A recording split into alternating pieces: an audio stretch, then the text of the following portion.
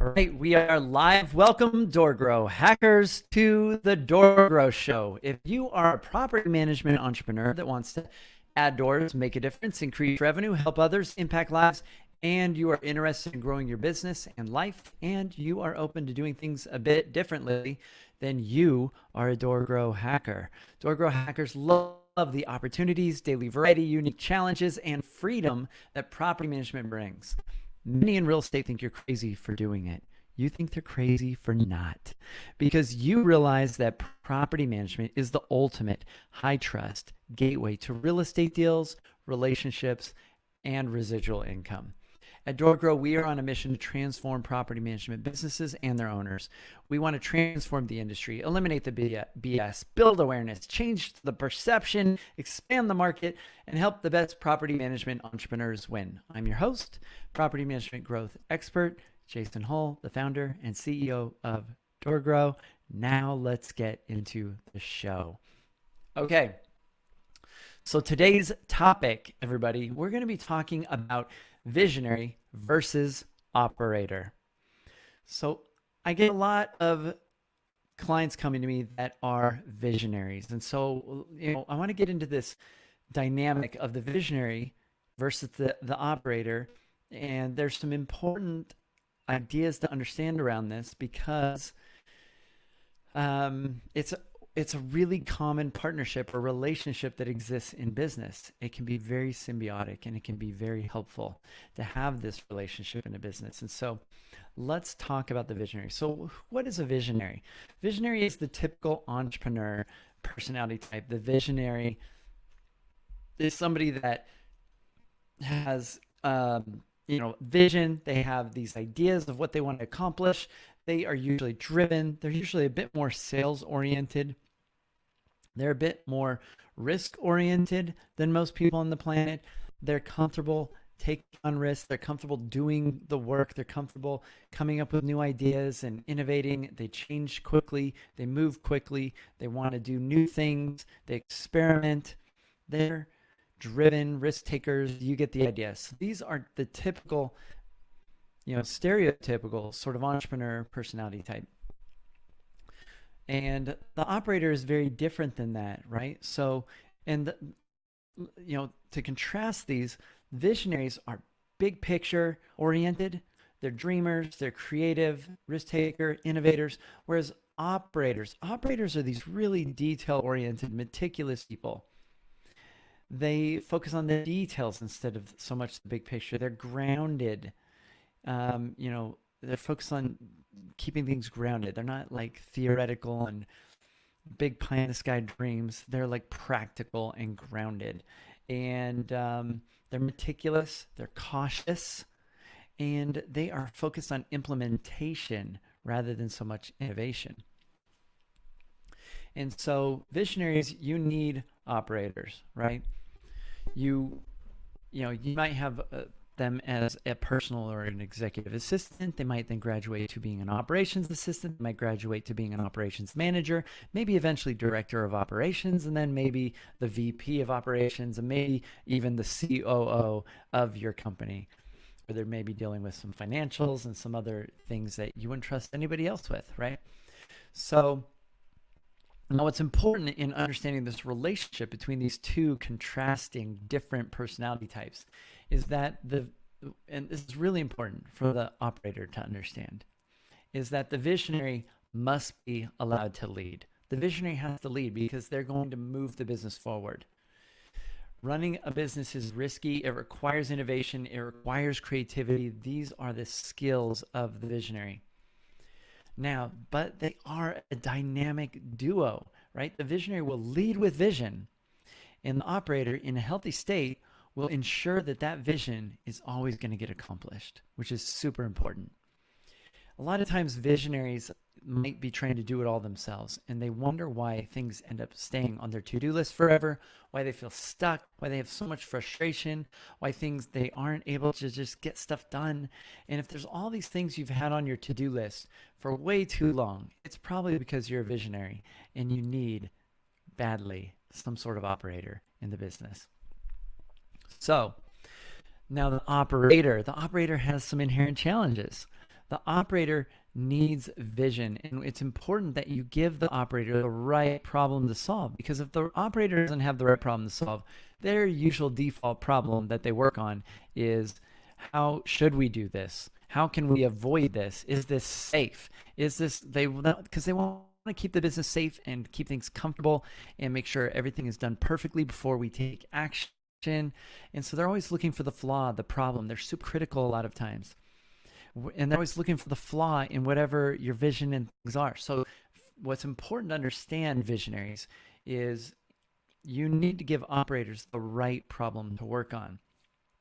So instead of the problem of, should we do this and what's wrong with this and where's the flaw, you need to give them a different problem to work on, saying, this is the goal. How do we get this accomplished? How can we make this possible? How can we make this work? How can we hit this target? How can we make more money? How can we do this? Instead of should we or why, or some of these kind of things sometimes, right? So giving the operator correct vision gives them the right problem, because they're really good problem solvers. They're really good at solving these problems. And if you give them the right problem, how can we make this work? How can we do this? It shifts their brain out of should we do this or why, which your goal is to get this done. It shifts them to thinking and helping you figure out how to accomplish this, right? Now, a lot of lawyers, accountants, really meticulous, detail-oriented people might have that kind of personality type. So a lot of times you need to give them the right problem to solve, because they're going to try and keep you from doing things or tell you don't do this, or this might not be safe. And if you know that this vision and deep down your intuition says, this is what we're going to do, this is what I want to do, you give them, this is the problem I want you to work on. I already know I want to do this. Help me figure out how to do this. Very different problem to give operators. All right, now forcing non-entrepreneurial operators, because there are some of you operators out there that are also the entrepreneur and you run a business and you're kind of a unicorn, you're a little bit unique and different, but forcing a non-entrepreneurial operator to lead and to push and to have drive is often very uncomfortable for them, and it's often very ineffective. There's going to be a lot of friction. They'll experience massive resistance to doing new things, taking risks, and they shouldn't be pushed to do sales or marketing or outreach or prospecting or to be the face of the company in the long run. So if you are the operator personality type running your property management business, you may want to attract or get around some people. So operators should not be over sales, marketing, BDM, business development management. They should not be over that typically, because they're going to focus on conservation and conserving and like doing less and spending less money and not experimenting and doing things safer typically.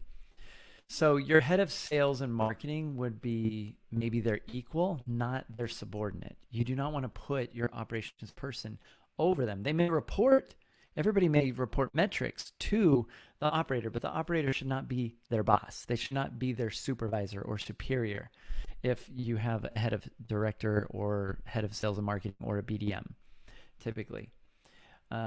Just to be clear. Now, what if you are that operator entrepreneur? So let's talk about that. You may not actually be that person. You may just enjoy creating operational systems. I enjoy that. I love creating the systems and building out operational stuff, but I don't love doing the data entry. I don't love running those systems. I don't want to run the meetings. I don't want to run the process. But I like building out sometimes those processes or the mechanics or the mechanisms, and because that's creative work for me. That's visionary creative work for me. So now, if you actually are this operator personality type and you run a business, you may have struggled to grow your business because of that. So you may need to surround yourself with visionaries to get ideas. This is why some of my clients that are operator personality types work with me as a coach. It helps expose them to new ideas, helps stretch them, move them into things that they wouldn't normally think of doing. It's kind of like I get to be the visionary for them in some regard. Or you may need to go get a business partner, or somebody that can fill that role if you really feel that that's a deficiency. So getting a visionary coach mentor can help, getting somebody else. Now, you may also want to, just a tip, is just practice feeling, right? Because usually operators are very in their head, they're very mental, they're avoiding their feelings. They're trying to avoid feelings by using logic, which doesn't really work. The only thing you can do with a feeling is to feel the feeling. So my recommendation is don't be mentally avoiding feelings. Be present, get in your body, and feel those feelings. Because once you're comfortable feeling uncomfortable feelings, once you can deal with that, you can move to a higher level of capacity as an entrepreneur. You will also need to learn to build the right culture and attract people that you can actually trust to let go of control to. A lot of times you want to hold on to things and control everything, and you don't feel safe letting go because they don't really share your values. And you're never going to trust somebody unless they really share your values. You won't trust them to do things the way you would. You won't trust them to work with people the way you would. You won't trust your clients to talk to them. You won't trust that they'll make great decisions because they don't share your values. And you cannot create values in people. It's hardwired in. They get their values from their religion, their parents, their upbringing, the culture they grew up in. They have those kind of set. They've made decisions long ago, lots of little decisions that led to their values. So you need to find people that are a good culture fit or value fit for you. You may also want to get a BDM. So a lot of the operator entrepreneurs really struggle in the sales, outreach, business development sort of category. That stuff's not fun. Like making a cold call sounds really uncomfortable for a lot of them, for example, right? Talking and doing sales, they just know they're not good at it. They're not a closer. They don't have the bite, the hunger, the drive. They don't feel comfortable following up or somebody 3 times in the same day. They're like, that sounds like, mean or uncomfortable for them, right? So if that's you, you may need a BDM, or you may want to partner with a visionary I had mentioned before. So, or at the very least, maybe a sales assistant that you can groom to be a BDM, which I've done a podcast episode on previously, which is a great episode you should listen to if that's of interest to you. All right, so what if you have an operator business partner? You're the visionary and you're both equal partners in this business. This can be a really difficult, uncomfortable dynamic. If you want to grow and you have vision and they don't trust you, then that relationship is now toxic. If the operator doesn't trust you, if you've destroyed trust with your experiments and your risks, and they don't trust you anymore, then, to move the business forward, then either you need to rebuild that trust or the relationship needs to end because it's toxic. You cannot grow you have an equal partner that's able to make decisions in the business and they're saying, I don't want to do experiments or do something uncomfortable or hire a coach or work with DoorGrow or do anything that feels expensive or risky or new. I'm comfortable with where things are right now. So if you have somebody that's growth oriented and somebody that's comfort oriented and wants safety and certainty and they're equal partners, you may have to dissolve that relationship. This is why I say the visionary must be the one that leads. This is super important that the visionary must be the one that is allowed to have leadership and to lead in this organization. Okay, they have to lead. Visionary has to be allowed to lead in this organization. So the visionary plus the operator. So if everything's working out, then you will be stronger together. This is a magical relationship.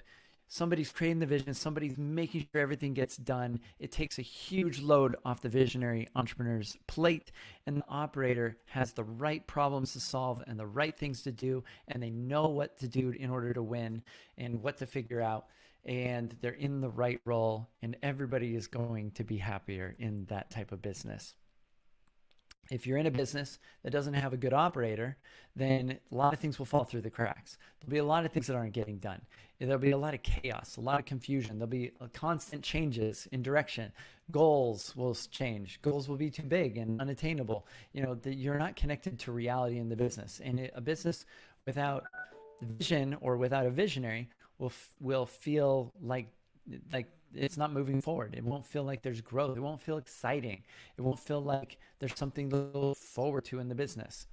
And it will feel just safe and comfortable. And you're not going to have a lot of growth, right? So My hope is that those of you listening have self-identified. Are you more of a visionary or are you more of an operator?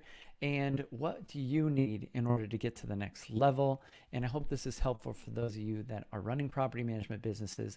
If you want to move your business forward, if you want to grow your company, if you could use a little more vision, and you could use some operational systems and to learn how to attract and build the right team, the right planning system, the right meeting structures, the right systems in order to scale your business operationally to support your operator, or the right sales related things to support your BDM.